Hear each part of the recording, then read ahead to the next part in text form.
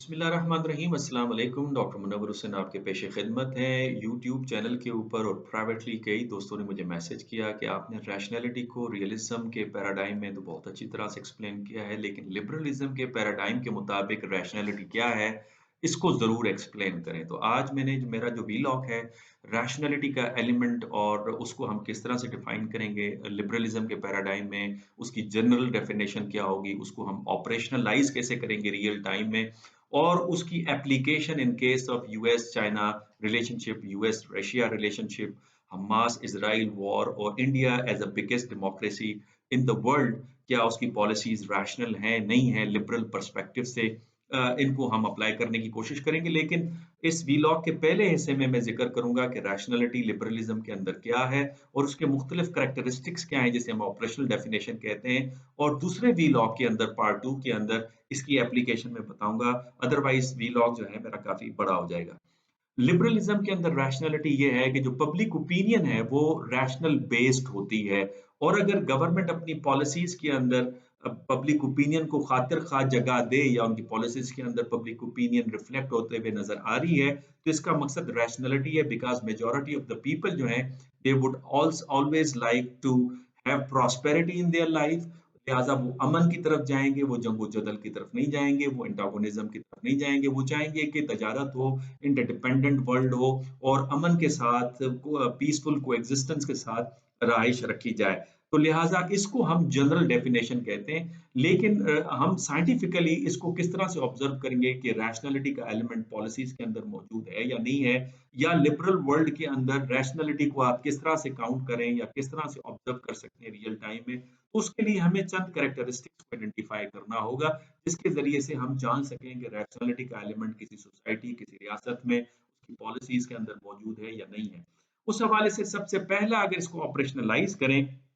तो सबसे पहले जो मैं बात करूंगा वो house of representative in the west, या पाकिस्तान और इंडिया के अंदर जिसे हम पार्लियामेंट कहते हैं, नेशनल असेंबली कहते हैं। ये पहला करेक्टरिस्टिक है या पहला सोर्स है रैशनैलिटी का, जिसमें जो अवाम के जो नुमाइंदे होते हैं वो फैसला साजी के अंदर हिस्सा लेते हैं, और अजम्पशन ये है कि वो पब्लिक ओपिनियन रिफ्लेक्ट हो रही होती है उनकी बातों के अंदर, चूंकि उनका व्यू पॉइंट वही होता है जो उनके हल्के के लोगों का व्यू पॉइंट होता है। जैसे मिसाल के तौर पे यमन की वॉर थी, तो पाकिस्तान की पार्लियामेंट ने न्यूट्रलिटी का फैसला किया, जिससे पब्लिक ओपिनियन रिफ्लेक्ट हो रही थी कि न वो सऊदी प्रॉक्सी वॉर का हिस्सा बनेंगे, न ईरानियन प्रॉक्सी वॉर का हिस्सा बनेंगे, जिसपे सऊदीज बाद में फिर उनकी कुछ रिजर्वेशन भी पाकिस्तान के अंदर थी। लेकिन वो नवाज शरीफ साहब जो कि सऊदी अरब के बहुत करीब समझे जाते थे, उनकी हुकूमत के अंदर न्यूट्रलिटी का पार्लियामेंट के जरिए से फैसला हुआ। तो लिहाजा जो पार्लियामेंट है, नेशनल असेंबली है, जहां पे लोगों की नुमाइंदगी मौजूद होती है, वहां पे रैशनैलिटी नजर आती है, चूंकि वो लोगों की ओपिनियन को रिफ्लेक्ट कर रहे होते हैं अपनी स्पीचेस के जरिए से, और पॉलिसी साजी के अंदर वो लोगों की ओपिनियन का जरूर ख्याल रखते हैं। दूसरा इंपॉर्टेंट जो करेक्टरिस्टिक है वो इलेक्शन है। लिहाजा इलेक्शन जो है another manifestation of rationality नजर आती है लिबरलिज्म में। जिस तरह से मैंने अजम्पशन बताया कि लोग उन्हीं लोगों को अपना नुमाइंदा चुनते हैं जो कि उनके ख्यालात के बिल्कुल करीब तर होते हैं या उनके ख्यालात वही होते हैं। आपको याद होगा 2002 में एमएमए ने ज्यादा सीटें ली थी। बाज़ औक़ात हमारे पास ये तासुर दिया जाता है कि यहाँ पे इंटेलिजेंस एजेंसीज या एस्टेब्लिशमेंट ने उसको मैनेज किया, लेकिन चूंकि लोगों की पब्लिक ओपिनियन ये थी कि अमेरिका की वॉर में हमें अफगानिस्तान के खिलाफ हिस्सा नहीं लेना चाहिए, लिहाजा पहली मरतबा तारीख में मजहबी जमातों ने एक कसीर तादाद में पाकिस्तान की पार्लियामेंट के अंदर वोट लिए, और उन्होंने इसलिए वोट लिए कि लोगों ने उन्हें चुना, और चुना इसलिए कि वो उन नुमाइंदों को चुनना चाहते थे जो कि उनकी पब्लिक ओपिनियन के बिल्कुल करीब हो। लिहाजा इलेक्शंस को मैनिपुलेट करना इरेशनैलिटी कहलाएगी लिबरलिस्ट पैराडाइम के अंदर, क्योंकि अगर आप मैनिपुलेट करेंगे तो फिर इलेक्शन प्रोसेस के ऊपर और नुमाइंदों के ऊपर ट्रस्ट नहीं रहेगा। यही वजह है कि पाकिस्तान के केस में इस वक्त कहा यह जा रहा है कि इलेक्शन के ऊपर ट्रस्ट ज्यादा जाहिर नहीं किया जा रहा पाकिस्तानी मीडिया के अंदर, खित्ते की मीडिया के अंदर, इंटरनेशनल मीडिया के अंदर। वजह क्या है कि इलेक्शन हुआ नहीं है। प्राइम मिनिस्टर पहले से क्लियर है कि प्राइम मिनिस्टर कौन बनने जाएगा, प्राइम मिनिस्टर वो बनने जाएगा जिससे अमरीकी सफीर भी मुलाकात कर रहे हैं।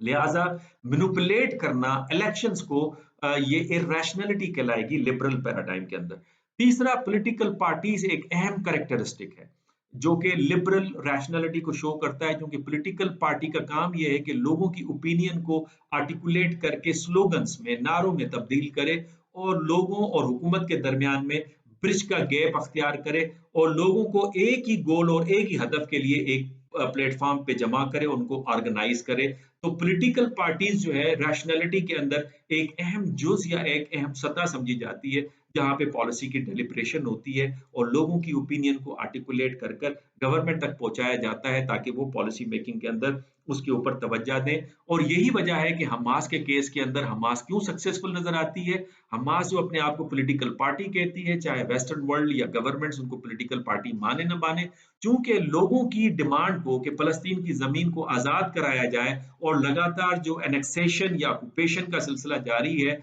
उस सिलसिले को रोका जाए और फलस्तीन के लोगों को आजादी अख्तियार की जाए और फलस्तीन की पुरानी जमीनों को दोबारा लौटाया जाए। इसलिए जो ये आपको नारा लगते हुए नजर आता है वेस्ट बैंक के अंदर, पूरे गजा के अंदर और पूरी दुनिया में, अब तो वेस्टर्न वर्ल्ड के अंदर, कि इंडिपेंडेंट फलस्तीन को दें फ्रॉम रिवर टू द सी, तो वहां पे इसराइल का वजूद खत्म हो जाता है। और उसकी बुनियादी वजह यह है कि पीएलओ के लोग सपोर्ट में नजर नहीं आते। उसकी वजह यह है कि पीएलओ की ओस्लो अकॉर्ड के बाद जो खामोशी है, उसकी वजह से लगातार इसराइल वेस्ट बैंक के अंदर सवाए चंद मखसूस इलाकों के उन्होंने उनको एनेक्स कर दिया है या ऑक्यूपाई किया है, जहां पे उन्होंने नई सेटलमेंट अख्तियार की है, जिसमें तकरीबन 4.5 लाख लोगों को आबाद कर चुके हैं। चौथा इंपॉर्टेंट जो कैरेक्टरिस्टिक है लिबरलिज्म में, वो फ्री मीडिया है। फ्री मीडिया के जरिए से भी पॉलिसी डेलिब्रेशन में फ्री मीडिया एक इंपॉर्टेंट रोल प्ले करता है, क्योंकि वो पब्लिक ओपिनियन को रिपोर्ट कर रहा होता है। मीडिया का चूंकि असल फंक्शन रिपोर्टिंग है, न कि एनालिसिस है। अगर मीडिया उसी रिपोर्टिंग को मैनिपुलेट करेगा in order to make the public opinion, तो उस पॉलिसी के जो रिजल्ट है वो बड़े डिजास्टर्स नजर आएंगे। जिस तरह इराक वॉर के अंदर हमने देखा कि पब्लिक ओपिनियन की को मैनिपुलेट करने की कोशिश की गई, वेपन्स ऑफ मास डिस्ट्रक्शन बता के और लिबरल एजेंडा को बजाहिर बता के वहां पे लोगों को आजाद कराने की काविशें की जा रही है सद्दाम डिक्टेटोरियल रिजीम से। तो हमने देखा कि इराक वॉर के बाद अमेरिकन एम्पायर आपको रिट्रेट करते नजर आ रही है। लेकिन सीएनएन जो कि पीस टाइम में और वॉर टाइम में जो रिपोर्ट करता है, ग्राउंड रियलिटीज बताता है, जिसकी बेस के ऊपर अमेरिका को पॉलिसी मेकिंग के अंदर एक काफी मदद साबित होती है। तो फ्री मीडिया जो है वो इंपॉर्टेंट कैरेक्टरिस्टिक है एलिमेंट ऑफ रैशनैलिटी का in the liberal world order. पांचवा जो इंपॉर्टेंट है वो सिविल सोसाइटी और एकेडेमिया है। सिविल सोसाइटी और एकेडेमिया जो कि माशरे के जो असल मसाइल हैं उनको आइडेंटिफाई करता है, उनको एक्सप्लेन करता है और उसके ऊपर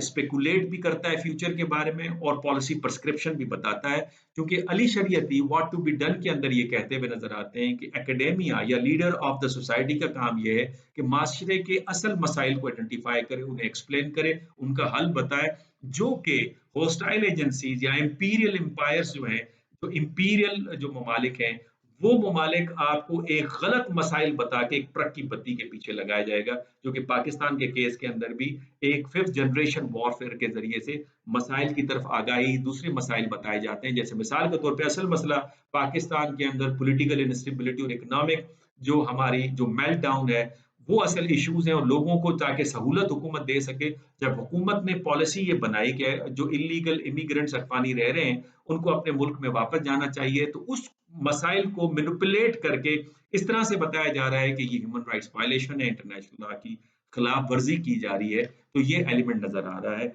मैं ये कहूंगा कि जो लिबरल सिस्टम है, लिबरल वर्ल्ड ऑर्डर है, उसके अंदर उनका अजम्पशन ये है कि डेमोक्रेसीज चूंकि पब्लिक ओपिनियन के ऊपर बेस करती हैं, तो वो वॉर की तरफ नहीं जाती, वो अमन की तरफ जाती हैं, खुशहाली की तरफ जाती हैं। लिहाजा जहां जहां वॉर हो रही है वहां पे element of rationality policy making के अंदर नजर नहीं आ रही, क्योंकि वहां पे पब्लिक ओपिनियन को या मुख्तलिफ लेयर्स को या उन करेक्टरिस्टिक्स को जिसका मैंने आपके सामने जिक्र किया उनको इग्नोर किया जाता है। जैसे मिसाल के तौर पे अमेरिकन एकेडेमिया कंसिस्टेंटली ये कह रही है कि अमेरिका को यूक्रेन की वॉर में नहीं जाना चाहिए था। उन्होंने मिसरीड मिसकैलकुलेट किया रशियन पावर एंड कैपेबिलिटी और रशियन पब्लिक ओपिनियन को, अमेरिकन पब्लिक ओपिनियन को, जो कि ये कहती है कि हमारे पैसे, हमारे टैक्स के पैसे हमारे ऊपर लगाएं, न कि आप वॉर्स के ऊपर लगाएं। जिसमें जॉन मीरशाइमर का मैं जिक्र करूंगा जो कि रियलिस्ट हैं, जबकि न्यू मार्क्सिस्ट आपको नॉम चॉम्स्की नजर आते हैं, जेफरी सैश नजर आते हैं, हेनरी किसिंजर नजर आते हैं, कर्नल डगलस नजर आते हैं। तो लिहाजा पब्लिक ओपिनियन को जब आप इग्नोर करेंगे, एकेडेमिया को इग्नोर करेंगे, फ्री जो मीडिया है जिसमें से आप अब देख रहे हैं कि हमास इजराइल वॉर में जो बहुत सारे होस्ट थे सीएनएन के और फॉक्स न्यूज के तो नहीं, सीएनएन के और बीबीसी के, उनको हटाया जा रहा है। ताकि पब्लिक ओपिनियन रिफ्लेक्ट ना हो प्रोग्राम्स के अंदर, जिसके नतीजे में हम देख रहे हैं कि पॉलिसी गलत साबित हो रही है और एंटी अमेरिकन फीलिंग्स, मैं एंटी अमेरिकनिज्म नहीं कहता, जो कि साउथ अमेरिका के केस में नजर आती है, मिडिल ईस्टर्न मुस्लिम वर्ल्ड या साउथ ग्लोबल साउथ में नजर नहीं आती। Resentment against American power based policy आपको नजर आती है, वो उसको छुपाने के लिए मीडिया को मैनिपुलेट किया जा रहा है। अब ये रैशनैलिटी का एलिमेंट लिबरल पैराडाइम के मुताबिक यूएस चाइना रिलेशनशिप में किस तरह से रिफ्लेक्ट होता है, यूएस रशिया रिलेशनशिप में किस तरह से रिफ्लेक्ट होता है, इसराइल हमास वॉर और यूएस में किस तरह रिफ्लेक्ट होता है, इंडियन पॉलिसी मेकिंग अरब इसराइल वॉर की हो या कश्मीर की हो या दूसरे रियासतों के हवाले से हो या अखंड भारत की बात हो, क्या वहां पे एलिमेंट ऑफ रैशनैलिटी रिफ्लेक्ट हो रहा है या नहीं हो रहा। अगले ब्लॉग में इस पे बात करूंगा। इजाजत दीजिए, अल्लाह हाफिज।